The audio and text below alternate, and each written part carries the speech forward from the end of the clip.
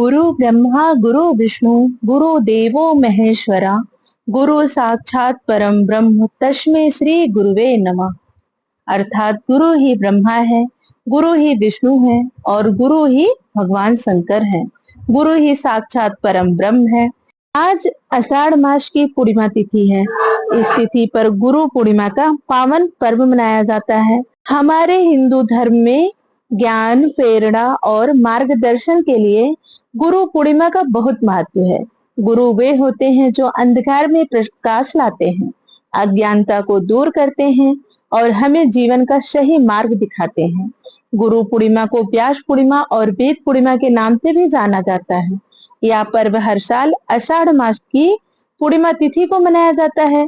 गुरु पूर्णिमा के दिन लोग महर्षि वेद व्यास जी की पूजा करके अपने गुरुजनों का आशीर्वाद प्रदान करते हैं। गुरु को ब्रह्मा, विष्णु और महेश के बराबर माना जाता है और उन्हीं की पूजा अर्चना और आराधना करने के लिए गुरु पूर्णिमा का पावन पर्व मनाया जाता है। गुरु पूर्णिमा पर चंद्रमा की पूजा का भी विशेष महत्व होता है। चंद्रोदय होने के बाद चंद्रमा की पूजा की जाती है और चंद्रमा को अर्घ देने से चंद्र दोष से मुक्ति मिलती है। और अगर आप व्रत रखकर गुरु पूर्णिमा की पावन कथा सुनते हैं तो उसका और अधिक फल प्राप्त होता है। तो आइए गुरु पूर्णिमा के दिन सुनते हैं यह पावन कथा। पौराणिक कथा के अनुसार महर्षि वेद व्यास जी को भगवान विष्णु का अंश माना गया है। वेद व्यास जी की माता का नाम सत्यवती और पिता का नाम ऋषि पराशर था। महर्षि वेद व्यास जी को बचपन से ही अध्यात्म में बहुत रुचि थी। एक बार उन्होंने अपने माता पिता से प्रभु के दर्शन करने की इच्छा प्रकट की और वन में तपस्या करने की अनुमति मांगी। वेद व्यास जी की इस बात को सुनकर उनकी माता ने उन्हें वन जाने से मना कर दिया। माँ की बात को सुनकर वेद व्यास जी वन जाने की हट करने लगे। वेद व्यास जी के हट करने की वजह से माता सत्यवती को उन्हें वन जाने की आज्ञा देनी पड़ी।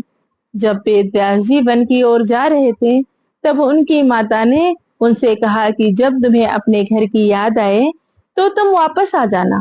माता के इस वचन को सुनकर वेद व्यास जी वन की तरफ चल दिए। वन में जाकर वेद व्यास जी कठोर तपस्या करने लगे। भगवान के आशीर्वाद से वेद व्यास जी को संस्कृत भाषा का ज्ञान हो गया।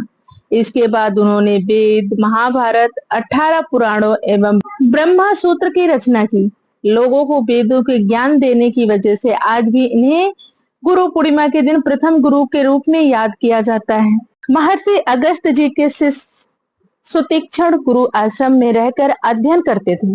विद्या अध्ययन समाप्त होने पर एक दिन गुरु जी ने कहा, बेटा तुम्हारा अध्ययन समाप्त हुआ, अब तुम विदा हो सकते हो। सुतीक्ष्ण ने कहा, गुरुदेव विद्या अध्ययन के बाद गुरु जी को दक्षिणा देनी चाहिए, अतः आप कुछ आज्ञा करें।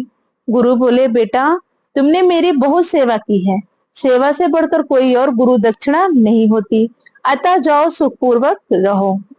सुतीक्ष्ण ने आग्रह पूर्वक कहा, गुरुदेव बिना गुरु दक्षिणा दिए शिष्य को विद्या फलीभूत नहीं होती।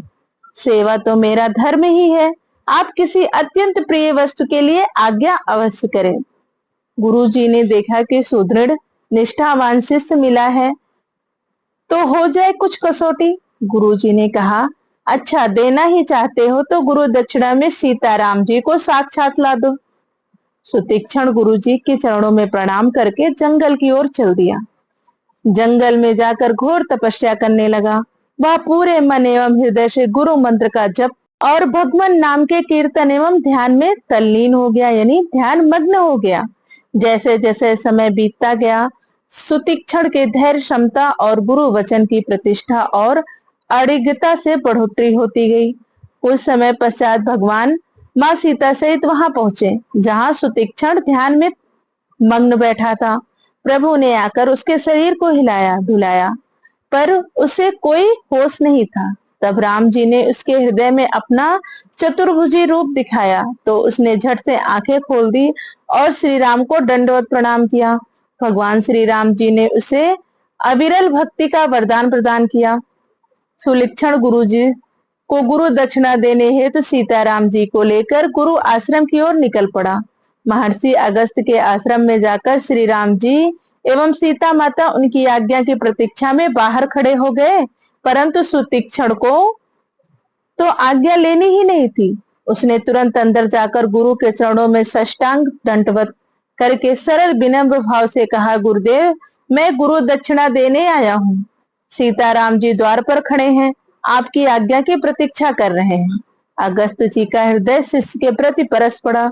गुरु की कसौटी से शिष्य उत्तीर्ण हो गया था, गुरु की पूर्ण कृपा का पात्र बन गया था।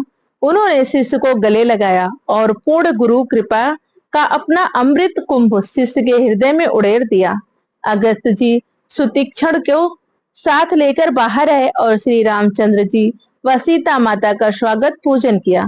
धन्य है सुतीक्षण जी, जिन्होंने गुरु आज्ञा का पालन में तत्पर होकर गुरु दक्षिणा में भगवान को ही लाकर अपने गुरु के द्वार पर खड़ा कर दिया।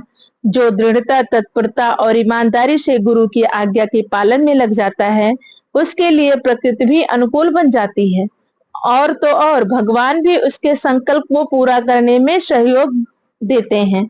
धन्य है ऐसे शिष्य जो धैर्य एवं दृढ़ता और गुरु निष्ठा का परिचय देते हुए तत्परता से गुरु कार्य में लगे रहते हैं और आखिर गुरु की पूर्ण प्रसन्नता, पूर्ण संतोष एवं पूर्ण कृपा पाकर जीवन का पूर्ण फल प्राप्त कर लेते हैं। महाभारत की कथाएं तो हम सब ने सुनी होगी। महाभारत में द्रोणाचार्य अर्जुन को धनुर्विद्या में सर्वश्रेष्ठ बनाना चाहते थे। इस वजह से गुरु द्रोण ने एकलव्य को ज्ञान देने से मना कर दिया। इसके बाद एकलव्य ने द्रोणाचार्य की मूर्ति बनाई और उस मूर्ति को गुरु मानकर धनुर्विद्या का अभ्यास करने लगे। लगातार अभ्यास करने से वह भी धनुर्विद्या सीख गए। एक दिन पांडव और कौरव राजकुमार गुरु द्रोण के साथ शिकार के लिए पहुंचे। राजकुमारों का कुत्ता एकलव्य के आश्रम में जा पहुंचा और भौंकने लगा। कुत्ते के भौंकने से एकलव्य को अभ्यास करने में परेशानी हो रही थी। तब उसने बाणों से कुत्ते का मुंह बंद कर दिया। एकलव्य ने इतनी कुशलता से बाण चलाए थे कि कुत्ते को बाणों से किसी प्रकार की चोट नहीं लगी। जब कुत्ता को गुरु द्रोण ने देखा तो वे धनुर्विद्या का यह कौशल देखकर दंग रह गए। तब बाण चलाने वाले की खोज करते हुए वे एकलव्य के पास पहुंच गए। गुरु द्रोण को लगा कि एकलव्य अर्जुन से श्रेष्ठ बन सकता है। तब उन्होंने गुरु दक्षिणा में उसका अंगूठा मांग लिया और एकलव्य ने अपना अंगूठा काटकर गुरु को दे दिया। अंगूठे बिना ही एकलव्य धनुर्विद्या में दक्ष हो गए। दोस्तों, यह थी गुरु पूर्णिमा की पावन कथा। अगर आप अपने गुरु से प्रेम करते हैं तो कमेंट में गुरुवे नमः जरूर लिखें। अगर वीडियो अच्छी लगी हो तो लाइक करें, शेयर करें, चैनल को सब्सक्राइब करें।